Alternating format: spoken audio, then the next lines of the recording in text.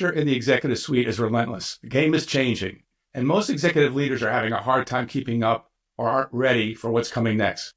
C-suite turnover is at a record highs, executives are burning out, and many are questioning whether the stress, the sacrifice, and the ever-rising expectations are even worth being in the role. But here's the real challenge. The world isn't slowing down, markets are shifting, industries are being redefined overnight, and leadership itself is being tested in ways we've never seen before. So the real question is, are leaders evolving fast enough to keep up? Welcome to Unfazed Under Fire, where we strip away the noise and tackle the brutal realities executives are facing today. No fluff, no recycled leadership cliches, just practical game-changing insights that leaders can use right now to expand their influence, sharpen their decision-making, and thrive under the pressure they're dealing with today. Now, with the format shift I'm making in the program, I'm pleased to be joined by two incredible co-hosts.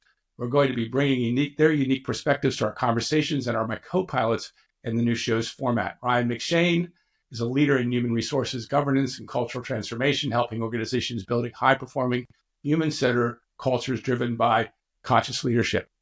Anatoly is an expert in ethics, compliance, and leadership transformation with a rare and proven ability to rapidly expand human consciousness and leadership, directly impacting executives' performance in ways no one else can. Now, this is not business as usual. This is about helping executive leaders make the fundamental and necessary shift in how they think, operate, and lead. Also, we'll be discussing the leadership development profession and how it must evolve to meet executives' needs by bringing solutions that help leaders transform fast, efficiently, and sustainably. So with that, I want to welcome Anatoly and Ryan to the show. Great to see you all here today. Thanks for having me, David. Yeah, absolutely. Thanks for having me too. Yeah, Dave. So let's get into it. I want to start by exploring how executives are really dealing with the current climate that I just summarized. As I noted, executives are navigating this unbelievable volatility, constant disruption, and they're under much more pressure than they have been. And by now, that's kind of stating the obvious. I don't think we have to say that over and over again. We have not paid a lot of attention to how the emerging crisis has impacted them personally. And I want to spend a little time on that today. And let's just talk about that. What's the impact on the human being and their effectiveness under these pressures that are rising? I mean, what do you guys think? I would describe it like this, David. It's not your father's Oldsmobile. Do you remember those commercials in the... What era was that? The late 90s, probably, where they kept advertising Oldsmobiles, and that they're no longer, this old mechanized, car machine that, your father grew up in, very mundane, that they were trying to popularize them and they're better, faster, more technologically equipped and things of that nature. So that was their tagline. This is not your father's Oldsmobile. I think that can be attributed to where we are with leadership. We've gone through some trends in the last 20 years where you start to hear things like training's a luxury we can no longer afford. And, couple that with the fact that every 6 seconds, one baby boomer is retiring. And so as a result of the shift in the demographics in our workforce towards a majority population being 75% of millennials, we now have Gen Xers and millennials at the helm of many of these organizations. And so with training being a luxury we can no longer afford, we've got a new shift in demographics and leadership. We have a lot of people who can't pour from an empty cup, if you will. They've never been taught to be great leaders. They've only watched what happens before them. And I think we all recognize that old school ways of leading are no longer in alignment with our population being led. And so the old command and control, do what I tell you because I'm your boss, does not resonate with the younger generation. And so consequently, you see things like the mass resignation that I know you and I talked about before, David, where, cultures are really struggling, morale's struggling, motivation, and you just have a high turnover environment because of this. Millennials come in and hear, it's command and control. No, thanks. I'm out of here. They really want a servant-led model. And this is not something that a lot of leaders have been taught, or coaching for that matter, and having a coaching approach. So I think that millennials are longing for a different environment. And I think leaders are slow to really catch up in that regard. And I think you couple that. Yeah, go ahead.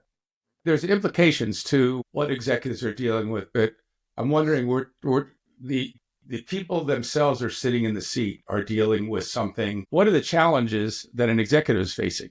I mean, I know you, Anatoly, you have some thoughts on that. You worked in, BP for 25 years, I think it was, and you've seen what they deal with. How do you compare what executives are dealing with today, and what is the impact that this is having on them? From a neuroscience standpoint, we don't have to get too fancy, but what is actually happening in the nervous system, and how is this impacting their ability to build cultures and to support the people that are coming in the organization, pointing to what Ryan just said? Well, let's start with what I'm more familiar with what executives dealt with, let's say less than 10 years ago, because it was more like this interpersonal feud, fighting over the turf, siloed organizations, limited mindset. But these days, we're dealing with a totally different animal, because any executive and his role right now has got a lot more added to their plate, like technological challenges, okay? Automation here and this, AI over there and stuff, affecting not only them, but their workforce, and they don't know what to do. Do I fire people because I found some good and snazzy AI solution so I can let the entire department go? Or do I do this? And then, the second thing, which is like really interesting, they are being completely inundated with the level of information coming in from all dashboards, AI-generated, data-driven, and all that.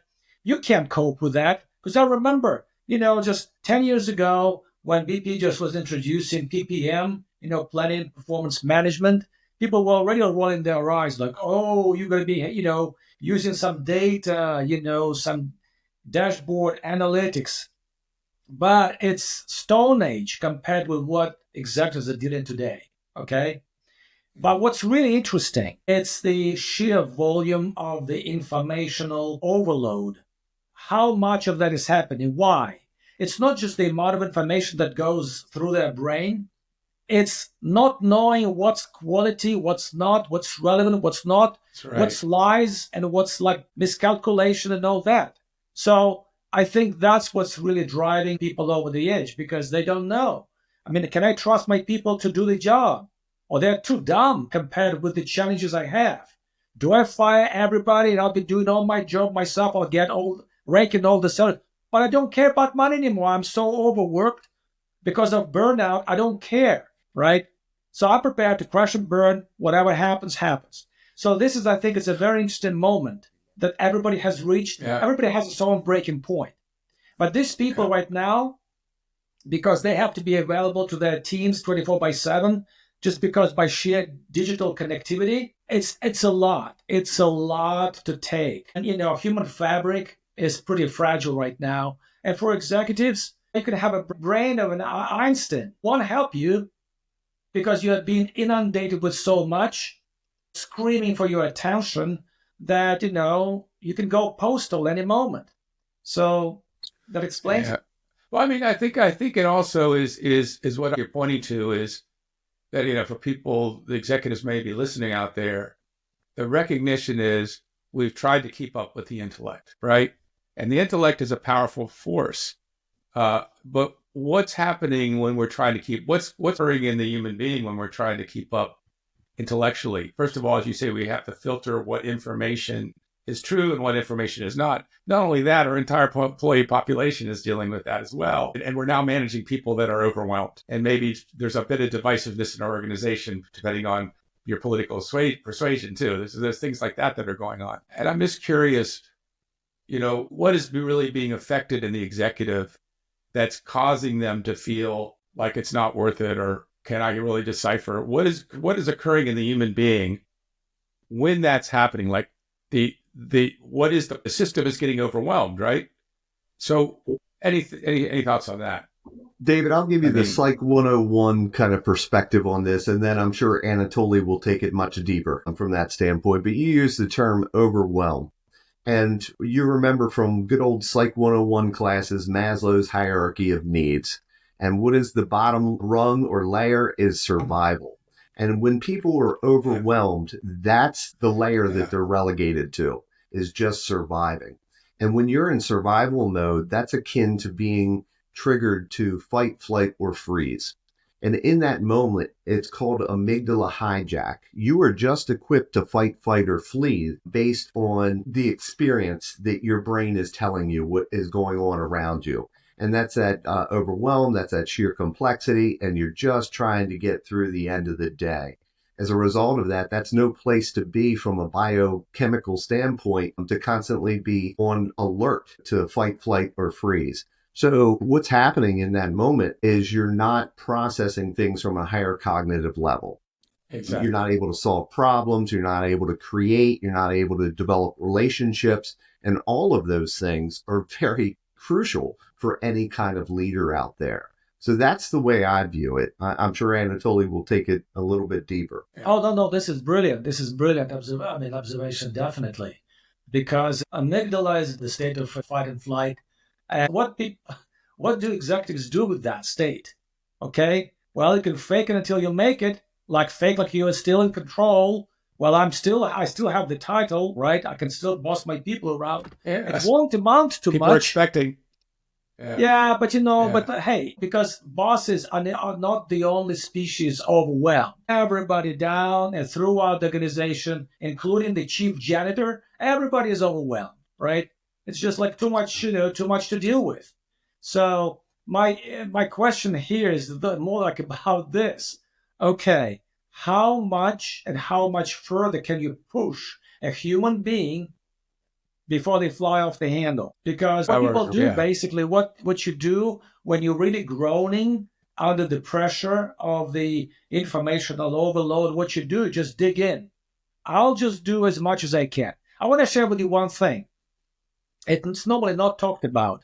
When they talk about the Japanese work culture, they say sometimes like, oh, so-and-so died from karoshi, from death resulting from his overworking, right? Extra hours. Well, to tell you the truth, if you look at the Japanese culture, they work in very incremental steps. So they don't really get burned out. They kind of push their workload around as long as they can stay focused. So this is a different nature of stress. It's just a physical exertion. If you really, work for 3-4 days without any sleep, and then you just basically, drop dead. But what we are talking about more like in the West, it's just like, okay, well, geopolitically, there's so much going on. I don't know which direction I should be taking my company. Should I be moving to China? Should I be moving them from China to the States? Should I be fighting my European competitors? It should be moving maybe to Congo, because in Congo, real estate is much cheaper, and the workforce is a bit more affordable, right?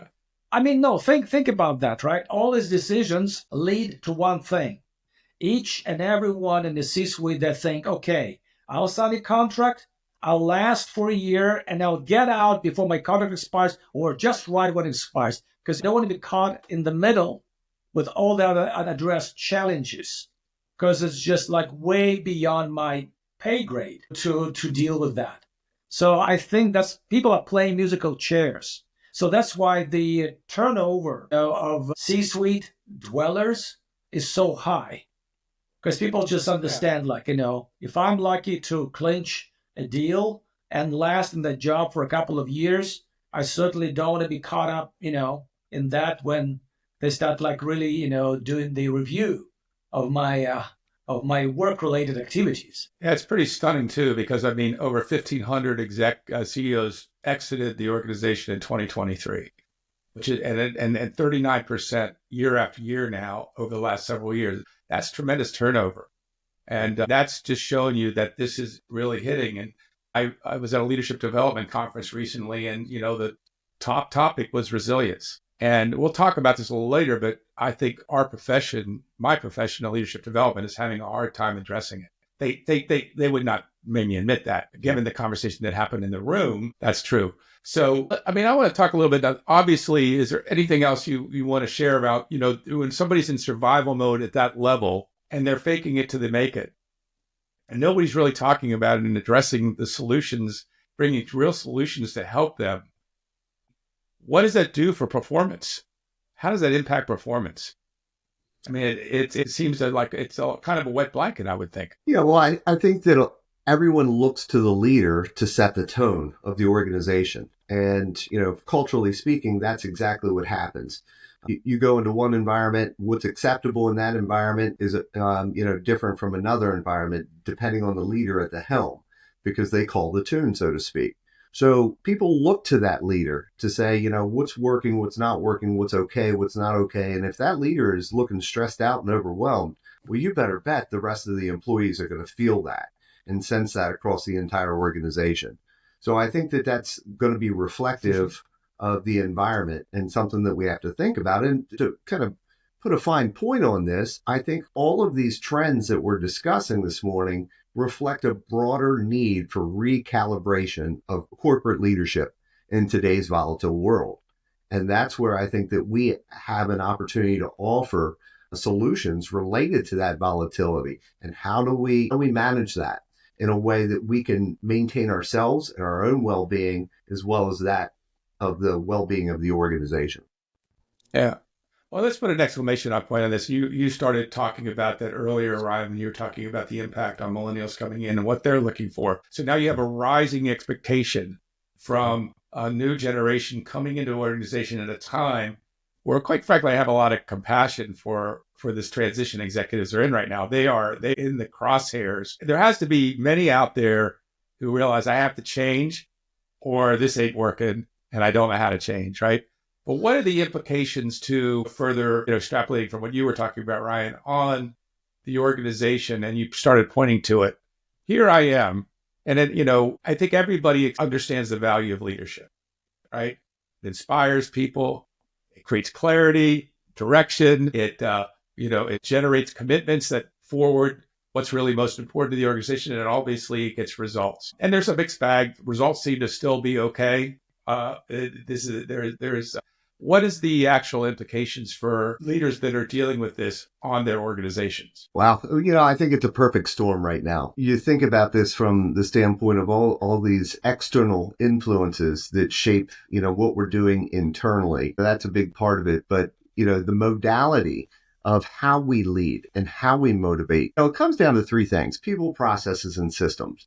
And when we recognize that people drive those processes and systems, we have to be more people-centered and people-predicated. Once worked for the population no longer works with a different population. So we're going to have to adjust our styles. And that's something that we have to really recognize. And, you couple that with the fact that the psychological condition of being overwhelmed, what happens typically? We don't become more gregarious, more compassionate, more empathetic. In fact, it's quite the opposite. We double down and get a little more hard-nosed. We become a little more commanding. And so when you have leaders that become more commanding because of the stress that they're under, that actually does the opposite effect, and it drives people to head for the door. They don't want to be in that kind of environment where they're constantly stressed and overwhelmed as well. So the leader has to kind of take the hits, so to speak. That's why, we always say that they get paid the big money because they make the hard decisions.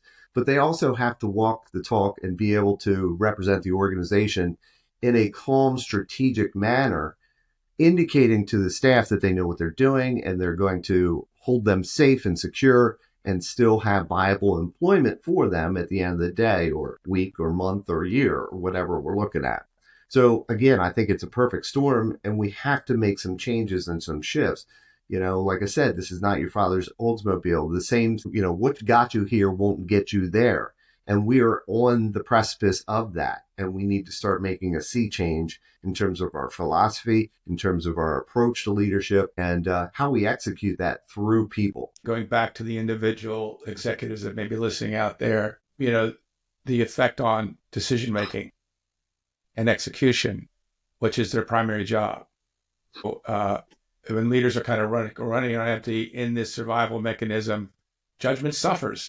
I mean, until this is where you have like expertise that is beyond what I want to articulate here is like in the nervous system, when this stress and burnout is impacting what's actually happening to the cognitive abilities of an individual. And even though they may be on the outside looking like they still have their act together, what's occurring inside that is detrimental to them and their organizations? Well, just to keep it simple, it's, people experience this kind of like all systems shut down because your perception, it's almost like this borderline state before you get to the burnout stage when you need like another half a year to recover from that. And sometimes people who take sabbatical or they just like, take some time off, they may not even get back to those jobs they used to be in, right? So, but this whole, the whole perception, of anything that's happening around you is like all systems kind of like gradually shut down to prevent you from overheating. And people usually experience that on a different level, but they know that something is wrong. So that's why people start frantically making decisions, calling in sick, taking vacations, doing stuff like that, just to kind of like offset the imminent degradation of the biological state they're in. And then people sometimes, they're not really familiar with the way their nervous system works, right? Sometimes Exactly. they That's what want to I'm getting like to. push themselves over the edge, I say, oh yeah, maybe I need like to become a bit of like an adrenaline junkie, jump off the plane to reboot my system, or just go on a like a binge, for a couple of days to cool myself down. People start like, making crazy decisions because they're Well, just it's like because kids. we mean the whole thing of becoming self-medicating. I mean, your nervous system is crying out for help. And the only thing you know is a couple bourbons, right? Or next day you're a little sleepy. So the only thing you know is to take some modafinil or something like that to get you going. And that's one way of doing it. There's other ways of doing it. Some people might double down and try to learn to meditate. That's a more healthier way. But then that goes out the window probably because that hour, 20 minutes is their emails are calling them. There's sense of when I engage with people that are looking to hire me as a coach, these are the kinds of like, they're trying to figure out how do I slow down but not lose time? How do I recuperate and still get my stuff done with everything that's coming at me? And the more that begins to happen, that adds to the stress because we know we have to do something. We don't know what to do.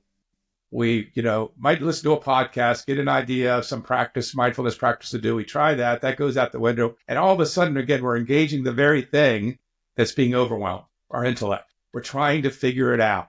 On top of everything else, we're looking for a solution that is hard to find in a podcast or a book or, even talking to your coach or whatever sometimes. That it's just, it can be challenging.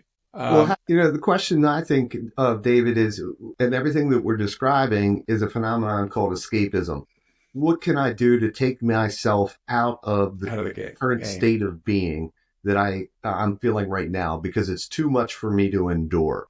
So like you said, we do the things that help us escape, whether it's adrenaline, whether it's, caffeine or drugs or whatever it is, when in fact, I think that this requires us to step back because we're still trying to apply old models to a new problem. And I think that that's where we come in terms of offering a new solution to the current day's problems. Yeah. Well, we've known for years this has been challenging because the murmurs of a leadership crisis have been bubbling up for the last 10 years. But this feels like more of on the edge of or in the middle of, and we haven't identified it as a crisis. Would you consider entering into a crisis mode with organizations and how they're led and built and sustained? Yeah. I honestly believe we've been in leadership crisis for the last 10, 15 years, if not longer. And I want to speak also to maybe some of the business leaders that are out there and say, everything seems fine. And it may be for them. I'm not saying that everybody's having fire drills in their organizations. There are well-run organizations, maybe fewer and far between when people are okay when they come to work and executives aren't feeling this. But what would you say to executives out there that are saying, well, everything seems fine on my end. I'm not really getting this. Is there anything you'd say about what they might be able to look at it or take a pulse of to test that assumption? I think an astute leader is going to understand what's happening with their staff. And so just the fact that they may not be consciously aware of what's happening around them. And, I think that there's a tendency to also bury our heads when things get too complex. So they may consciously choose not to recognize everything that's falling apart around them. It reminds me of that old meme, that you see on the internet. The dog is sitting there in a fire room, flames everywhere. And the dog's sitting there going, I'm fine. This is fine. Everything's fine. Right, So exactly. I think we have to, really recognize that for what it is. But if a leader wants to really see what's happening, they need to check in with their employees too. How are they feeling? What are the effects that are going through them right now? And being able to touch, base with them and check in with them and see if they're doing okay and how they're operating. Are they operating at that self-actualized level, going back to Maslow's hierarchy of needs, or are they also feeling that survival mode? And I think all too often we know it's the latter, that they're in survival mode as well, whether or not the leader recognizes that's the experience that they're going through too or not. Yeah. And this is a good place to transition to this. I think if you ask a CEO, and you do look at surveys, at the top of that is that CEOs have is we need to develop stronger leadership in the organization. And they intuit, they understand it's not only the value of their organizations being led well and results being done, but they want people that are resilient and able to keep up with what's going on effectively. First of all, so they're not bothered by their stress because they're under stress. And secondly, they want the support. So I will say that the leadership development and organization development fields have done a great job, I would say up to prior to 2020, raising awareness and providing principles and frameworks. And we have all these leadership competency models that have defined leadership really well. And some of the tools and mechanisms provide an avenue to form new habits through rigorous practice. But here's the problem. The challenges of today that we have are outpaced some of these approaches because leaders have little time to do what's necessary to generate those new habits. And research actually says trying to change habits without an upgraded perception is akin to kind of throwing seeds on concrete. We've avoided this issue, and we've talked about self-awareness for years. But if we don't shift the perception, it doesn't see the value of changing the habits. So we don't do what we have to change the habits because the perception is still outdated, right? And it's the transforming of these perception shifts that's the most challenging thing. And I have to also remember that leadership trainers and coaches are also dealing with what we've all dealt with since 2020, right? They're not immune to the changes. They may not have the same pressures if they're a sole practitioner or a small leadership development company, but I've seen that most of what's been happening coming out from the leadership development is repackaged prior to 2020. So how do we change this issue on self-awareness to talk about resilience? So it's the same program, repackage it, because that's what they're asking for. So now we're looking at what are they asking for? And I'm not trying to throw people under the bus. I think we're all trying to stay in business and really be helpful. So this is not in any way a judgment on that. But according to McKinsey's research, it's not meeting the grade for executives. 75% are reporting that leadership programs don't deliver the results they need. And at the same time, they don't know what else to invest in, so they're continuing to invest. But right from your perspective, I'm curious, working with leaders, why do you think many executives might feel that the programs aren't moving the cheese? Do you have any thoughts on that? Just curious. Yeah, I think that you kind of touched on it related to the perspectives and the habits. I think that a lot of leaders, and again, this is coupled with the fact that they just want quick solutions. Well, we know that there are no quick solutions to complex problems. And so I think that derails us all too often sometimes. Hey, let me go attend this leadership course and that'll fix everything. Meanwhile, they're in the leadership course thinking about all the things that they need to do as soon as they get back to the office. So they're not even, gaining the value of that course because they're mentally elsewhere. So that's a part of the issue. So I think that there needs to be that commitment into adjusting how you're thinking, adjusting how you're operating, and ensure that there are accountabilities associated with making that shift. So from a tactical standpoint, I don't think that we are equipped to embrace those things that can be done that have been done in the past. But in addition to that, I think we need something more deeper. And those are the kinds of resiliency models that you and Anatoly talk about. I think that is required for us to make that kind of shift that we're looking for. Yeah. I'm curious your thoughts on this area of solutions. We have people trying all kinds of things right now. Anatoly, I think there's mindfulness, meditation, I mean, that kind of tends to go over a lot of executives' heads because I will say that many more of the executives now are getting 10 minutes or 5 minutes or 15 minutes in a day. And they do see that it has benefits for them because it slows them down enough. They kind of, at least for those moments after it, they feel calmer, and then maybe the day starts and that comes back. And there is some, of course, a lot of research that meditation has a residual effect over time with consistent effort. What do you think is the challenge for these leadership solutions that we've used for years that may have felt like it had an impact but don't anymore? First, we need just to give credit to people who are trying to resolve that problem for themselves, okay? Because they're looking for solutions. Let's see, they say that if you jump in a tub filled with ice, it's going to ensure the rush of dopamine, and you'll feel like you're really in control. I know it's going to fade away pretty quickly, and it's not very comfortable to jump in. It's going to stay there even for 10 seconds. Well, what if I start taking nootropics? Nootropics sometimes coming across as a varying degree of things that kind of revitalize the brain. My cognitive functions get better, stuff like that. Well, the side effects are there, but I will think about them when I retire. Oh, how about microdosing? Okay, that's good, but people kind of actually spot me being high pretty quickly in the meeting. And when I have to present something, people say start nodding heads this guy's high. So you see, they look for solutions, and some of them use technological, solutions like brain devices, like the headbands that kind of program their brain waves to be in a certain state. But then some of them realize, I look stupid coming into a meeting wearing that headband. People look at me did you have a brain surgery? No, I'm just trying to stay sane.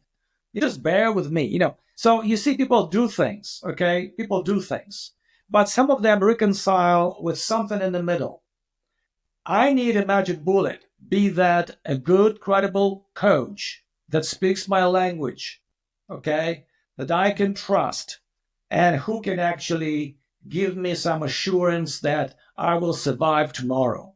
Then maybe I need to change my diet, do something pop something. Yeah. So people start thinking about a combination. But you mentioned mindfulness. It's interesting because if you look at some cases out there, there's a case of Microsoft, of their CEO, Satya Nadella, who in 2014 became the CEO of Microsoft and turned around the mindset in the company from the fixed mindset to something by introducing mindfulness, being present, self-aware, blah, blah, blah. Yeah, technically it's not something, it's kind of comes across as being fluff, but people, if they apply it, like you said, in incremental stages, 5 minutes here, 10 minutes there, it does do something, okay? So it makes a difference. So being present is good. Yeah, exactly, yeah. You show up for the being awake is good. Supposed to be there. That's good. Yeah, you're right. Being present. Yeah. But it's interesting because people try all sorts of stuff. But you have to understand, people crave this instant gratification, results right now. Because I may not survive tomorrow, right? So give me something now, something that works. And that's why I think we're getting to a point where people just start saying, look, okay, maybe we can't really reinvent ourselves. We can't really be doing something. We just need to create some sort of an environment where things are predictable, okay? For at least me to stay sane. So I need to have people close to me who are a bit dumber, because I cannot be living in that environment with everybody being smart, overwhelmed, burnt out, and competing. And that's too much, right? I have some loyal people. They're not that bright, but that gives me an illusion that things are okay because they're in the capable hands of these dumb people. So everything is under control. No, it's kind of, I'm making more like a joke, but I know. If you think about that from the psychological perspective, it's all about changing my perspective. If I start catching up with anything I have around me, I'll go nuts before noon. Okay, I will never survive the afternoon, right? So people try to create the environment around them that's predictable but false, right? So that's why they kind of quote, oh yeah, I'll think about that tomorrow. I'll just need Yeah. to, get through the day here. Yeah. And then just juxtaposition that, and going back to some things Ryan said, I mean, what are we craving? To walk into a building where there's meaning. And obviously, that's not the top level of conscious thought of an executive. I get that. But I want to walk in and feel excited about what I'm going to do today. And I can't wait to have that meeting with my team. I got some ideas and I want to hear what they think about it. The feeling when you walk into that building, this is our place. And that we're up to big stuff, and the customer experience that we're creating. We love listening to our customers every day. You think about you go back to companies like Southwest or Starbucks that still have kind of create that customer experience for people. That we're behind that because we're moving the cheese on that. We're making a difference. And I got the energy in my tank and the abilities and the focus and the abilities to do all that. That's what we crave. That's what I don't care. Yeah, I want to make sure our profitability is here and that that our performance levels are at this level. And I expect people to get stuff done and I want them to be accountable for what they're doing. All that's true. But all that, if you create environments, as you were pointing to earlier, Ryan, that are like that, that's what we all want. We want, and I think a lot of executives are recognizing where they're hitting the wall and exiting is I'm making all this money. I've got these golden handcuffs, but I want to get out of them. I'm tired. I can't take them off. I want to go because I'm hearing more and more conversations with, I want to do something that feels like it's a legacy. It leaves something behind. It's got to be meaningful too. So Ryan, you wanted to say something? Yeah, David, what I think you're describing in terms of that longing for meaning, there's a completely different energy to what you're talking about. Is having I hope this people meaning. felt that. I thought we need to lift the energy a little bit in the conversation. We were being sad and miserable. Well, I think to the point I sense and feel, and I think any listener recognizes the different energy of what you're talking about in terms of pursuing that meaning and making a difference for other people. That in and of itself is a different paradigm of thinking. And it's sensed and experienced by people around that by the different energy that brings. But once again, we are brought down into the basic blocking and tackling. Oh, well, I've got this meeting to do and that meeting to do, and I've got this going on and that going on. So while we may have that intention of that meaning and purpose and impact and legacy, the things that we ultimately desire, we are drawn away from that on a regular basis from the day-to-day tactics of what we have to execute in order to be successful and continue to move that stone up the hill.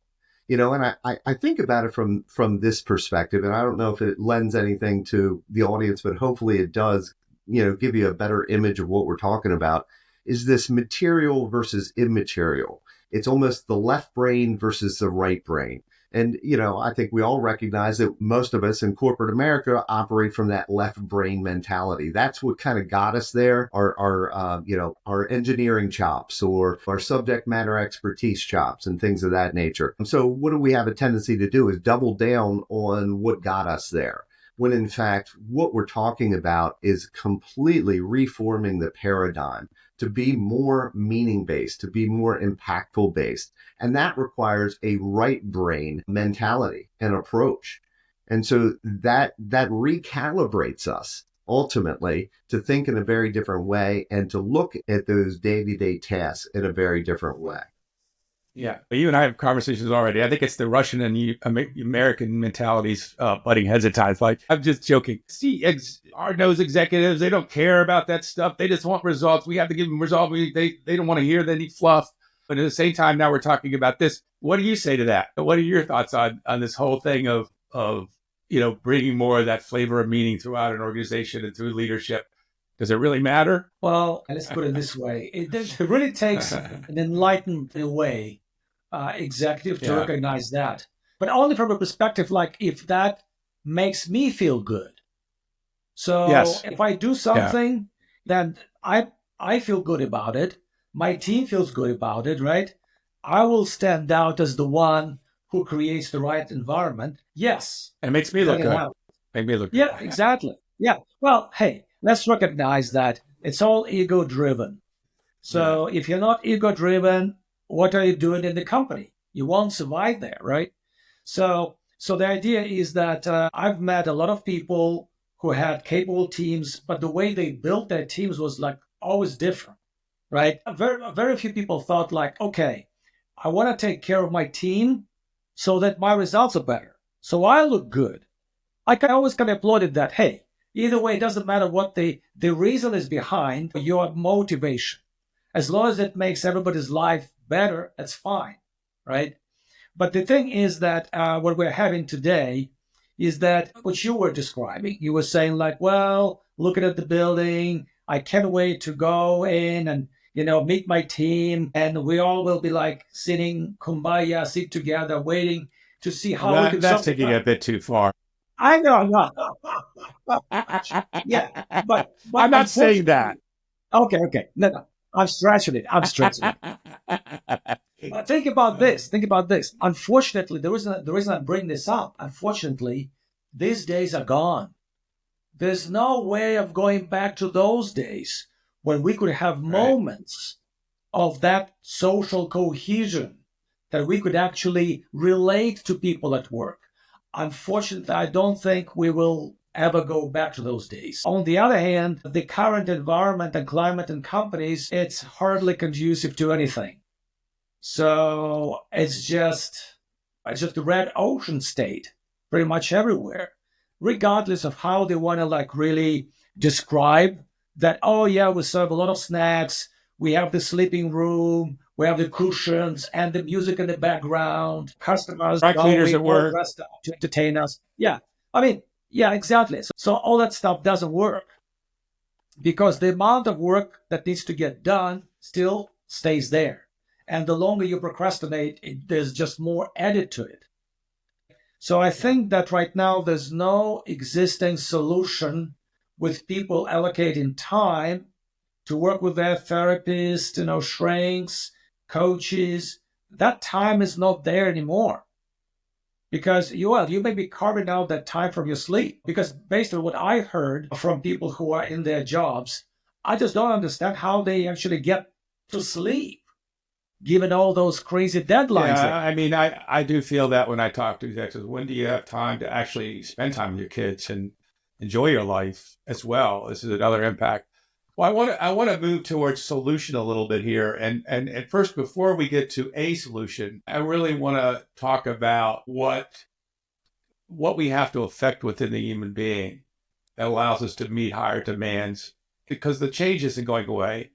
We're in the midst of a major, I believe, transformation in, society and human beings right now. And we're kind of going through the pre-Renaissance period. I have hope, right? We're going through a period where structures are falling apart while new ones are being created. And to meet that, and we've established that, the burnout is high and that the traditional methods aren't working. But what I want to talk about is what is it that we are most needing to address in the human being? And I think it's a radical shift in how we perceive, think, and operate as human beings. It's an upgrade. An upgrade is being called for. So, gentlemen, ultimately, what's at the heart of that upgrade that'll shift the way we perceive, think, and operate? In other words, what are we trying to affect in the human being? Because I think we have to talk about it. I'm interested in hearing what Anatoly has to say on this, because I think he's got a great deal of insight. So I'm going to sit down and let Anatoly take a step forward. Okay, so let's look at the situation from this perspective. And again, I just will be very, very, very basic in my description. Yeah, sure. Because people don't want to hear the fluff stuff and any terms that they don't really care about. Prefrontal cortex, blah, blah, blah, and this and that. Yeah.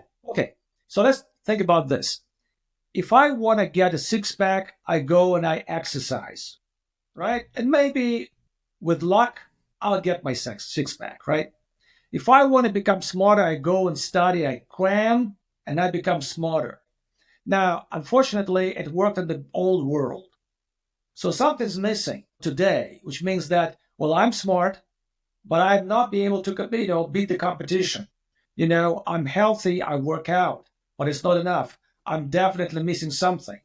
Well, a big pharma suggests that maybe I should start experimenting with things out there, right? But hey, I'm afraid of side effects because I know the guy who did that and he kind of turned into a vegetable, right? So So people start thinking like, okay, whatever is experimental value out there is dicey. I'm not risking my career and my health. Traditional methods are not working. But what is it that I'm missing out? Right? So we're talking about the mental state.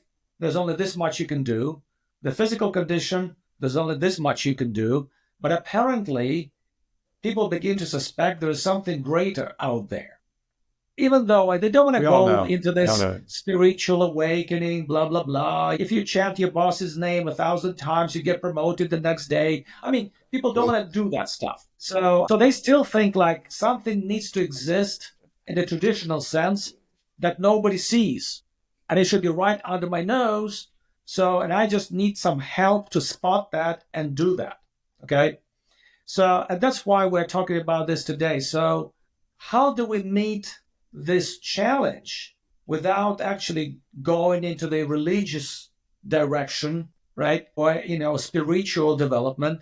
Is there something that's happening that's enough to get us boosted to a level to help us stay in the game maybe for another 2-3 years, because we don't know what's going to happen, right? So let's say that I'm looking at the horizon and I want to last my job and just do this. Okay. So then we start looking at this. Well, maybe there is something outside of my physical body that still belongs to me, right? And I still have looked for ways to address it, okay? But of course, they don't like the word, like, okay, so what's outside of my mind? My mind is here, my brain is here, my wetware has been upgraded to, Windows, 12. I've got the physical condition, that's okay. But nobody wants to talk about the level of consciousness. Okay. And they say, well, I cannot take it to the bank. What's consciousness, right? Well, think about this.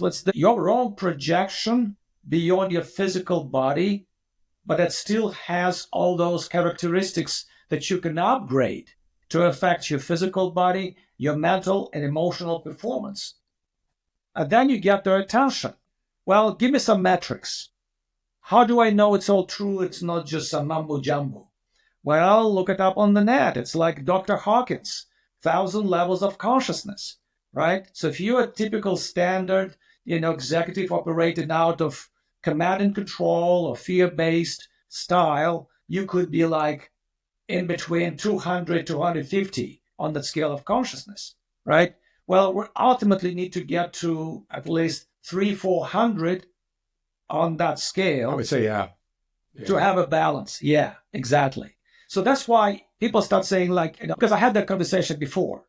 Okay, so I need to upgrade it. So what do I do? How do I know? Is there a scientific method for me to do that? Well, the whole thing is based on kinesiology, right? So he was just doing the muscle testing to identify those, 1,000 levels of consciousness. Well, it's balked at. It's not really scientific, but it is true. Technically, if you find a way to use your own muscle testing about many things, you can confirm it. So now we deal with this elephant in the room. It's the last thing that was not addressed is our consciousness. Okay? So how do we do that? Well, I'm not ready to go into some exercise. Okay, I can do some meditation. I can do some mindfulness, right? But I know it's a long stretch. Okay, give me some metrics. Let's put it this way. Say you're at 250 and you need to up your game a bit, right? So what's the best speed you can get or rate of elevating your consciousness? Unfortunately, with all best intentions at heart, you cannot elevate it by more than 5 points a year. Same for me. Through meditation. That takes tremendous effort to move at 5 points. Like you have to be able to meditate maybe 1 to 2 hours a day and be reflective. And That's right. You have to engage on an intense basis. So as we've seen, most executives won't have the patience for that. Yeah, because they would have the assurance, right? Okay, if I meditate, okay, for 2-3 years, 4 years, forget it. Give me something now. Give me some hope right now. So I say, look, then there is a different way of doing that, right? For example, that's how I discovered what I do has value.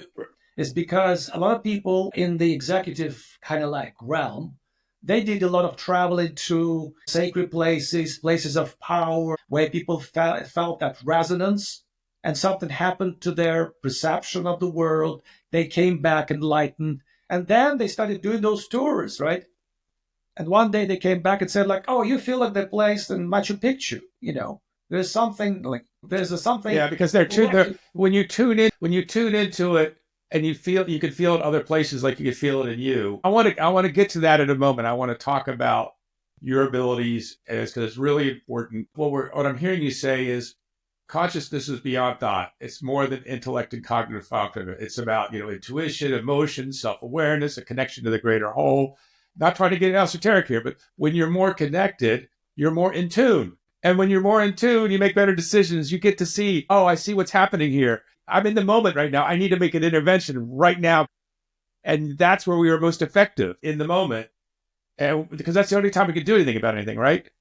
But let's talk about what are the implications given all that we've talked about. The stress, the overwhelm, is it worth it? I got to fake it till I make it and bustle through and try these nootropics and all the things to try to do it.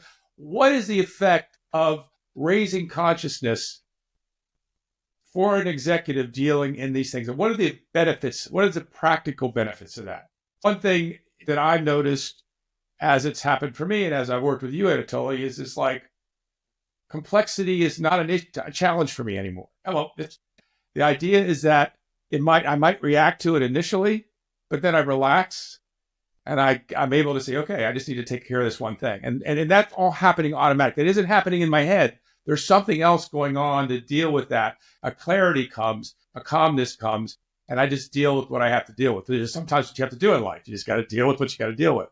But other things you would say about what's the benefits of this for executives as they raise their consciousness, what is it going to bring to the table? What would you say to results? Well, think about this. First, they want to understand, like, okay, give me a simple picture, right, of what it's like. Mm-hmm. So I usually say, look, imagine you have a computer and you have lots of documents and files and everything. It just cranks out things very slowly for you. So what's the solution if you don't want to buy a new one? Well, you reorganize the files on the hard drive, right? To make sure that the laser can access those files faster, so you can pull them up faster. Well, that's very similar. Reallocation of your own internal resources in such a manner so it becomes optimal for you. And at the same time, you don't have to be even conscious of that. It just happens, chips thrown around, reorganized in a way to serve you better. And then you may not even be paying attention to this, right? But you see like, okay, I've got more energy. My performance, has peaked, right? I've got a lot of mental clarity and mental sharpness. I'm not reactive anymore, okay? And like you said, I'm unfazed by the level of complexity I'm presented with, okay? I've got my resilience. I've got all cylinders going. But deep inside, I remain very calm. Now, the thing that they like more, other than those elements, they say, look, what's really interesting, the way you feel inside and how you stay inside affects the world around you. It affects the people you're dealing with. Yeah, it's like emotional contagion, right? They feel you're calm, everybody's calm. You feel you're relaxed. So you're having an effect on those outside, but also there's a sense of, as your consciousness raised, there's a sense of centeredness and not overwhelmed. The overwhelm, it's almost like you have a force field that overwhelm bounces off of as your consciousness raises. Yeah. And that's the best part. Because it just adds one more thing that they're craving. You always feel you're in control. Yeah, that's the other thing. And you feel more in control. That's very key. Very, very important. Yeah. Because intuitively, you know what I don't control, what I do control, what I can control, which is a lot of has to do with, boils down to my attention so I can direct it on the right things. And that's what's being scattered right now. The ability to tend to what I want to attend to. So I want to just recap and then go into this a little bit deeper. It's just so we know. We've been on this kind of conversation. And again, we've laid out the reality that executives are facing this relentless pest, so increasing disillusionment, and the solutions aren't keeping up with it. We see now, burnout leaders isn't just a personal issue, it's an organizational crisis as well. We made it clear from your recent points that expanding consciousness isn't just some abstract idea. Raising is the only way and the only solution today for leaders to gain greater clarity, resilience, and influence. Fair enough. But here's the challenge. We said we can't do meditation is too slow. Training is too slow. Coaching probably is still the most powerful intervention because you have somebody and you want to pick somebody that's been there and done that. That's helped. Had they already ahead of you in this territory? That's what I would say to my client. Don't pick somebody that just picked up a mindfulness book is going to regurgitate mindfulness practice. Obviously, they need to be so. The question is, how do we make this shift quickly, effectively at scale, which I think is what executives want. And this is where I want to talk about the resilient leadership method that you were starting to point to a little bit. It's a breakthrough approach that Anatoly and I have developed that is delivering what CEOs and executives are longing for that is not found in traditional leadership development meetings. Now, for those that are out there that are maybe listening, that are leadership development professionals, I want to speak to you for a second. Whether you're a coach, a trainer, organizational development professional, we encourage our peers to push the envelope. We want other solutions like this out there because we need real transformation in leadership right now, and we are in a crisis. So sharing this isn't about putting down the profession or being ahead of the competition. It's about raising the bar and how we develop leaders quickly. We have to have leadership development people stepping up and looking for solutions like I'm about to share. So what's different about the resilient leader model, and why is it so different? At its core, it has two components. The resilient leader reset, which is an instant, permanent shift in consciousness that expands the executive's clarity, presence, and resilience in ways that, as Anatoly said, normally would take years. It breaks the reactive patterns and eliminates mental noise, plenty of other benefits we'll talk about. And it's done in 2 one-hour sessions. That's all done. Hard to believe, but we have seen it be 100% effective with over 20 clients, and it works. Now, we follow that up with the second component, which is a resilient leader coaching that follows a reset. Now, why is this? Because it ensures executives sustain and integrate their transformation from the day-to-day experience to two-day experience. Because you might you can be good after the reset and go on, but you are missing huge opportunities. It's kind of like you're told you have a gold mine underneath your house that goes 15 floors below, but you kick into the first floor. So you're happy with the first floor, but you have 14 other levels underneath you that you want to mine and bring to the surface. And the coaching helps you mine that gold. It helps you adjust to the new state. So what we've been pleased to see with Resilient Leader Method is it provides this profound shift, immediate shift that creates greater clarity, decision-making, all the things that Anatoly was speaking about. So that all sounds good, maybe sounds too good to be true, but we've seen it, and we also have people that are approaching us that know about consciousness and studied consciousness for years. People that run into Anatoly that have been developing their own consciousness for years tend to pick it up quickly. And maybe, Ryan, you can share a little bit about your experience when you first interacted with Anatoly. But I'd like you to unpack it a little bit and walk us through what makes this so unique and how it delivers you. So how does sitting with you for a couple hours make these shifts happen? And what is it that you've discovered about yourself that you bring to the table to be able to do that? We've searched long and high. We haven't found anybody in the world that can do this. So I'm going to put you on the hot seat, man. Tell us how this magic happens. Okay. Well, just because I'm funny. No, just kidding. Make it. Laughter is the way forward. Okay. But before I start, I just have to make a comment about what you said. The coaching is not about just looking for the gold right under your feet. It's something that's really important I want to make here as a statement. The coaching helps your mind because your mind is your biggest enemy. It will be fighting you every inch of the way about your new transformative state. Okay, it will be trying to tell you you don't need to be overthinking things. You can do so much. No, stop. It's not true. So coaching, what it does, it helps the belief system shift because it's just look at what happened. The reason you have more energy, more clarity, and that all that stuff that has happening to you is because you've gone through some sort of experience internally. And now you have to really focus. What Yeah, Is it's it true. exactly that you got out of it? See, without coaching, I had people becoming unhinged because they would be going around, firing up on all cylinders and not really put in the right frame of mind. Okay? Because they were thinking like, I don't need to sleep. I don't need to take my meds. I'm on top of the world. I'm invincible. I'm this. So I was like horrified because I did not plan for this to happen. Okay? It's But kind of like because, putting a 12-year-old behind the wheel of a Ferrari. yeah, they'd be exactly. very excited, but I don't think that Ferrari would last long. Unfortunately, you can imagine the risks it entails, right? The first Yes. turn could be, could be his. So yeah, so that's why, I'm just trying to kind of like beef up coaching here a little bit more because it has a lot more to offer. Number two, the second point I'm trying to make here, coaching done in a traditional sense has to overcome a lot of mental resistance of the client. Sit through, figure it all out, just like with the shrink, right? How it makes sense takes 5, 7 years, 3 years, 4 years. I don't know. But there's a lot of mental resistance. Now, doing that reverse, it's beautiful.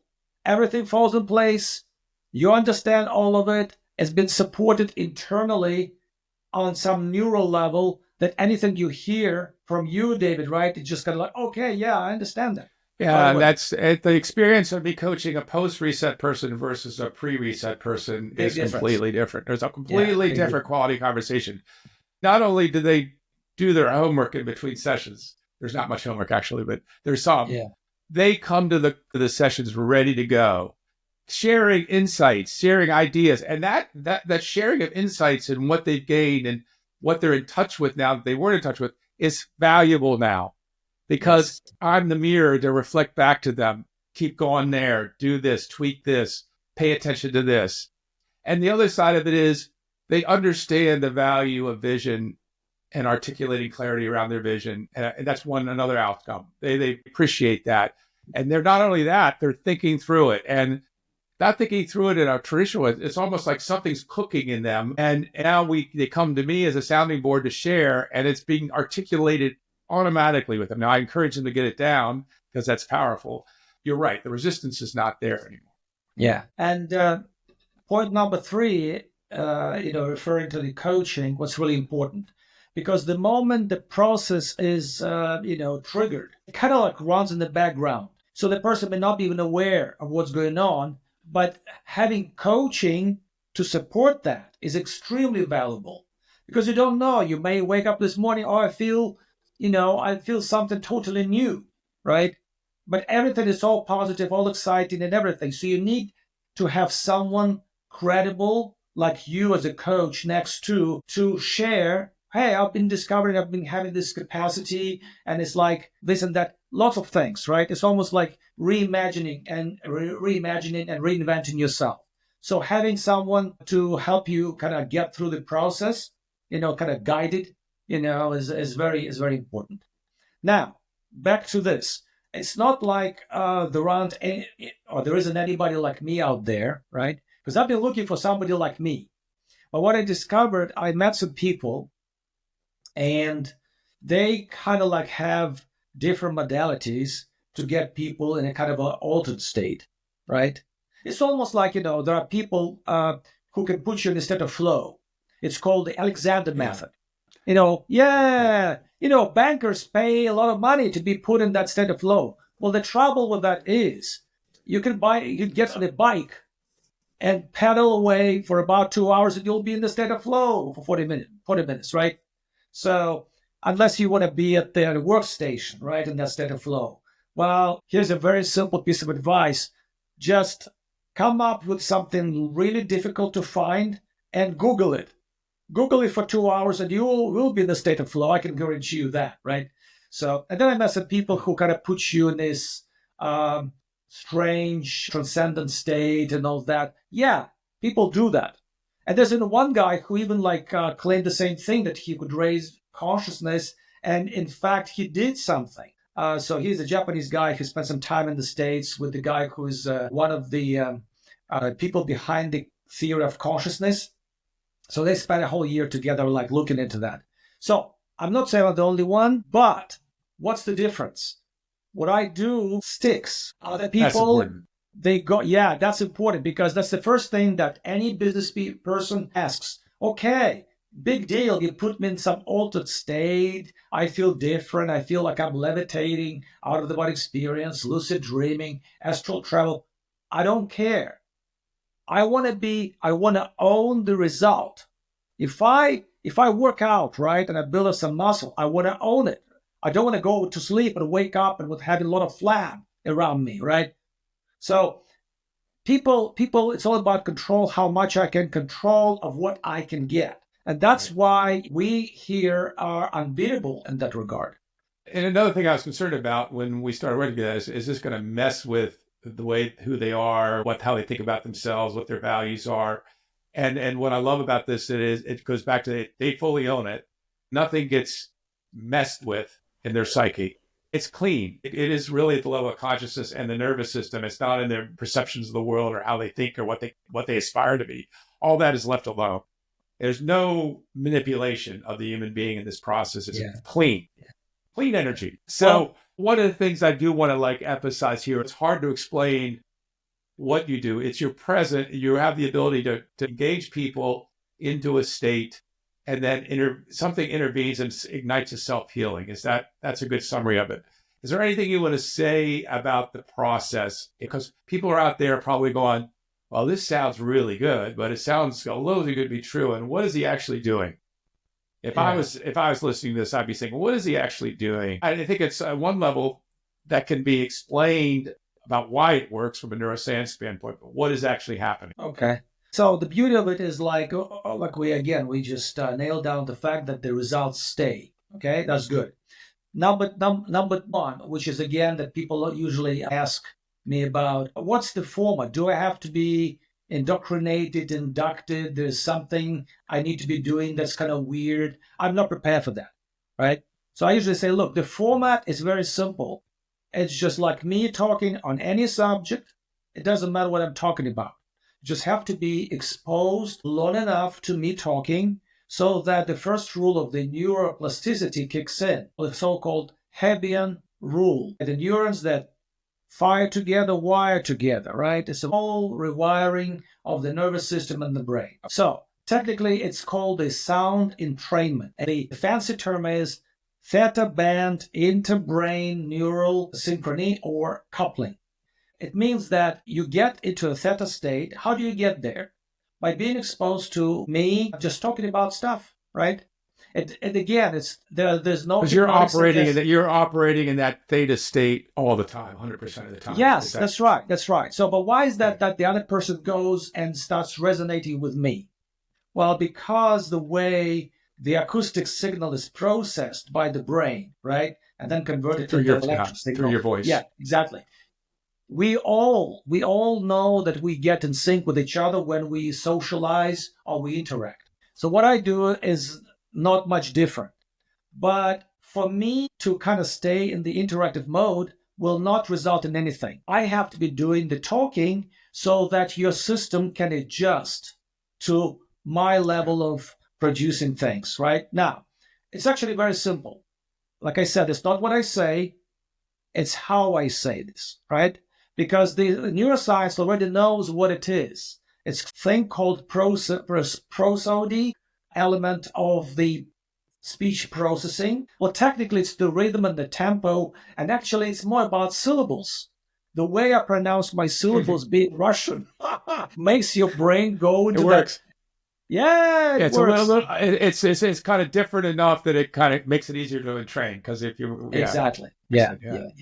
So it works. It works for some reason. I speak several languages. It works in most languages. My way of pronouncing things kind of puts people in that state. But being in theta is only the first step, because you need to be in that theta long enough for your system to identify that state as being most optimal to stay in. And then it begins to reproduce that state on its own, using the complexity of the neurotransmitters, serotonin versus dopamine. It just rejigs the entire system in a way that it runs in the background. And then within weeks or months, it completely rebuilds your nervous system and the way your brain functions, right? So that's why that's the beauty of it, right? You don't need to be exposed to me all the time. I just need to set the machinery going, okay? So that's number one.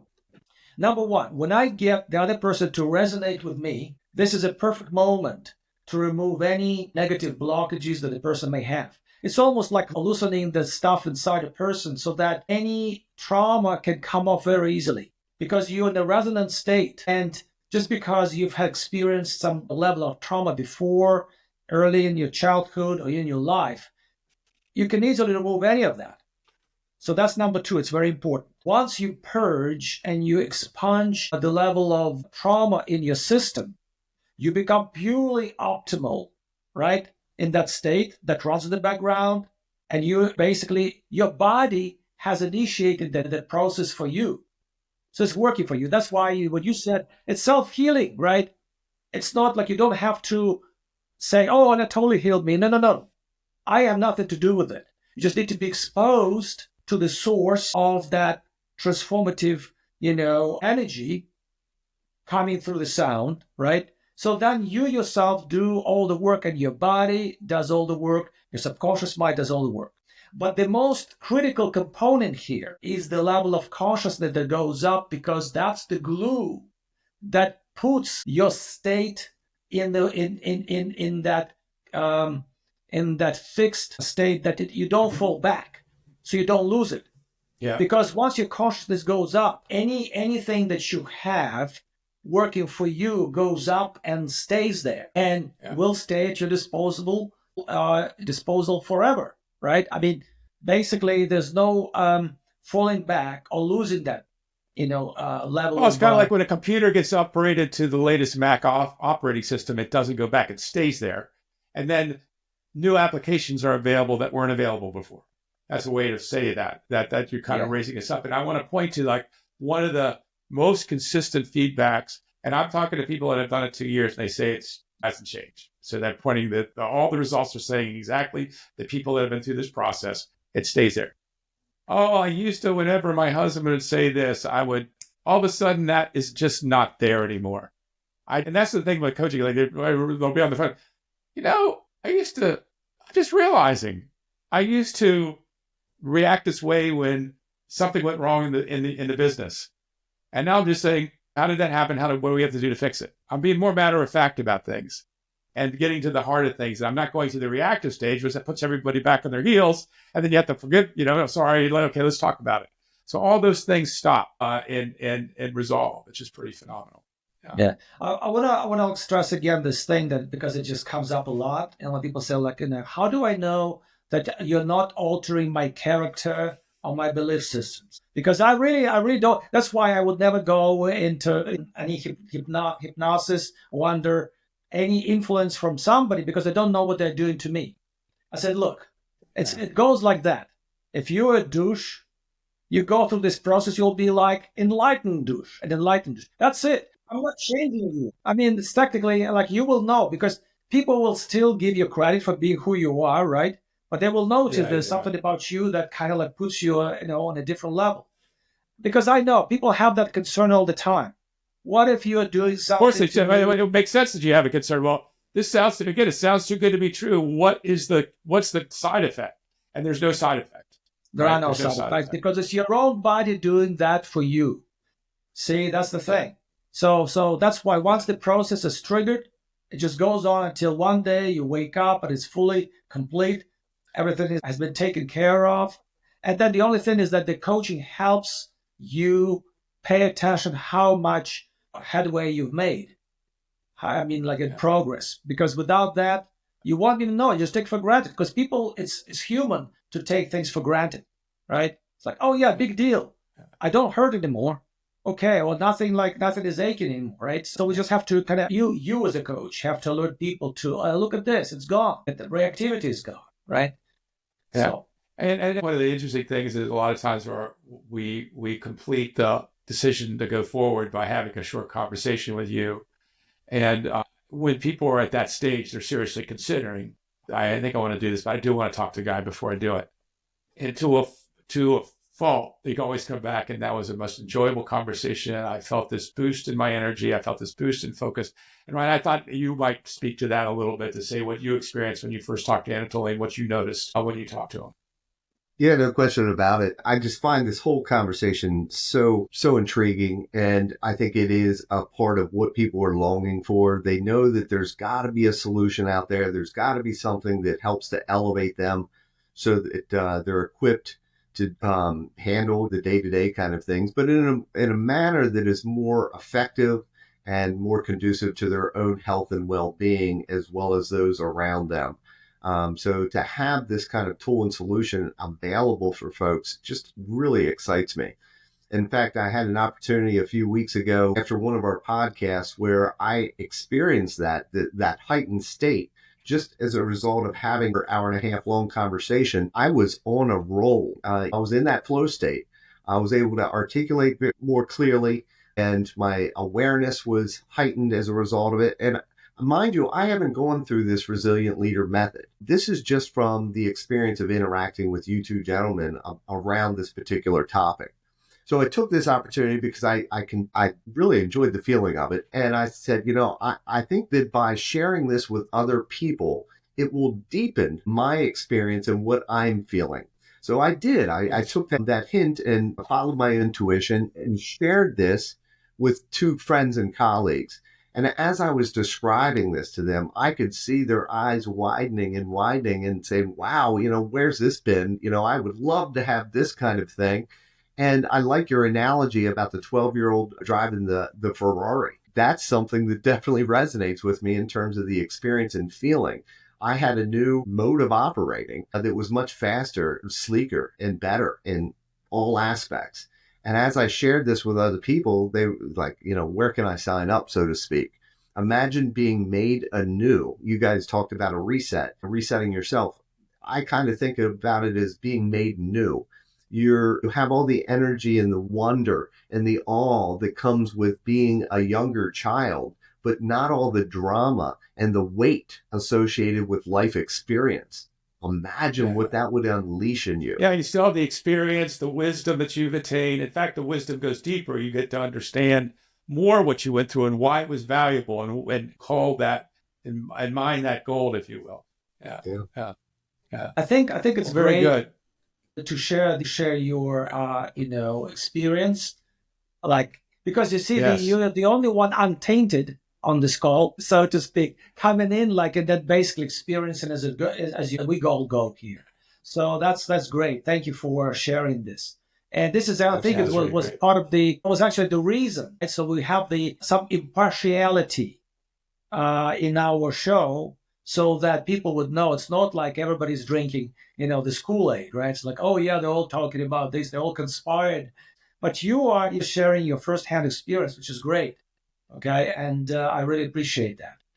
We would definitely need this because one, well, I have to be totally honest here. There's one downside, but it's more personal that comes with this. It's because since I'm the one causing the transformation in the person, people who go through the method with me, they tend to be very very much, not really willing to see me again because of the level of deep transformative experience that they go. It's always like you took me out of the comfort zone, because even though these things are happening for me, they're great. But at the same time, every time I see you, it's like, oh, I have become aware of how much inside of me has changed. So it's personal. But again, has nothing to do with me personally. It's the same thing applies to other people, Well, what they're doing is getting in sync to what we have at the deepest core of ourselves, and that you are highly, I'm not in touch with, you're highly there. So where we are common and where we are united is very powerful. And I think that's one thing that you're basically opening the door to that, everybody to get there faster and take the elevator up a little bit. I will just say a couple final words for me, and I'd like to hear if you guys have any final words before we close the show. But it's been a great show, and I've been on this journey. When I got religion around leadership development, it was when I get my master's in organizational development, and I just was like, felt like I was feeding at the trough of a delicious meal every day, going and sitting at the feet of these people that were like launched organizational development profession.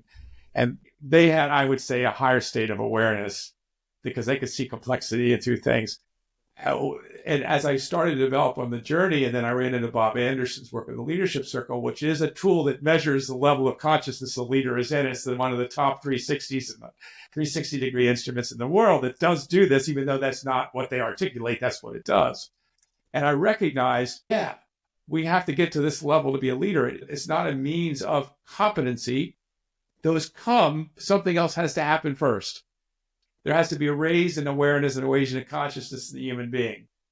And here's where the whole thing happens, where the challenge happened. Everybody go through that excited, and you realize, okay, so how do we get them there? And I've been on a quest ever since I did his work and going down a lot of dark alleys and hit my head on a lot of brick walls looking for, because I knew there was a solution. And I would say the same thing happened to me when I was introduced to Anatoly. I mean, same experience that Ryan just said. Got on a call with his friend Alan, and we were talking back and forth. And Alan introduced me. You got to talk to this guy. I said, okay, let's talk to him because you said to talk to him. And as the call's going on, my energy isn't just going up. It's going up and it's smoothing out at the same time. Like I would say that like on my awareness and my attention was expanding. At the same time, I was feeling this lift in my emotional state. And I knew this was something. And then I was fortunate enough to go through the reset, and the rest is history. But that was my experience. And it is the experience that a lot of people have. They can't articulate it like that because they haven't meditated for years. They just meet you. But that is the thing. So we've gone a long journey today. And I just want to say if there's any final words from anybody about what they're taking away from today or anything they want to share before I close out the show. Well, let me just kind of like add one more thing here. Just to make sure like we're not being delusional, right, about what I can do and stuff like that, right? I just want to share an example because I was handpicked by Thomson Reuters back in 2019 or even earlier to be the guy to warm up the stage for their eminent speakers because they actually paid attention to the fact that look at the thousands of people. You put them in this kind of giggly, bubbly state. We want this state. We want our highly paid speakers to enjoy the same thing. So how about we roll you out before those people? Are you okay speaking in front of thousands of people? I say, yeah, I don't care. I'll be talking about my accounting standards because at the time it was part of my gig. And then I realized, okay, I'm not being delusional because I see these faces, like an ocean of faces in front of me. And all of them were like experiencing this. So then, because you still remember, David, we had the discussion, what's the percentage of people that could be affected and could not be affected, right? So that's why for me, it was a good, like an eye opener. Oh, I'm not being delusional about this. It is working for a great many people. So I just wanted to say that I tried that on scale and mass, talking before very large audiences. And so it's not just like a quirky thing that works only under very specific circumstances. Right. Yes. Very good. Thank you. I love the term transformational because we're not just talking about a slight, tweak or change. We're not just putting you from a V6 into a V8 car. We're talking about putting you into a rocket ship. And I think that that's really where it comes down to. We've talked about all the pain points and the complexities and the stresses and the issues that we're facing. And I think we all acknowledge that something has to give, something has to change, and old methods are no longer going to work in terms of where we are. This is an evolutionary step for leaders. And that's what excites me about this. Even having not gone through it myself, I can get glimpses and sense where this is heading. And David, I see it in you and Anatoly as well. So I'm just excited. And I know that in the brief conversations I've had with other people about this, they could see the value of what we're talking about in the Resilient Leader method. And I'm just delighted to be on this journey with you, gentlemen. Glad you're here too, Ryan. Yeah, and we've had a long journey, Anatoly and I trying to frame this, describe this. It's been 3 years. And I do feel like we're at a point where the world is craving this. And I want to just, thank you both for being here today. Appreciate you joining us. So today we've kind of launched this new format with a very powerful conversation. And what we've shared isn't just another leadership discussion. It's the kind of transformation that the world is demanding. The good news, you don't have to wait for years to change. It can happen right now. It is truly a silver bullet solution. And today's conversation resonated with you, and you're ready to explore how to lead with greater confidence, energy, and resilience. I invite you to reach out. Let's have a quick, no pressure conversation. I'm not interested in pushing you into doing anything, but we can talk about how the Resilient Leader Method can help you become invincible in the face of today's uncertainty. And it truly will. People engage us. One of the things they say, I feel invincible in the face of the stress. Now, let me be clear. This isn't just what we offer. The leadership development field is also being asked to evolve and for what generates solutions like this, because the challenges executives are facing aren't slowing down. We need all hands on deck. So I also invite colleagues out there who want to raise their game to support the executive leaders to do something like this. And if at some point we may be needing, as we grow, more people to help us in doing that work as well. Speaking of a game changer, if you think this show was at a whole nother level, we're about to reveal something in the next show that's going to completely redefine business leadership and how value is created. I'm not talking about AI or another technological revolution or even another reset that we talked about today. It's bigger than anything we've talked about today. And it's coming fast, and it's going to impact everything, including how business is done. So if that tweaked your interest, subscribe and follow and share this podcast, because trust me, you don't want to miss the next show. You do not want to miss it. Until then, keep leading boldly and evolving and staying unfazed under fire. See you next time. This is David Kragotz, the Leadership Alchemist, signing off for now. Have a great rest of your day.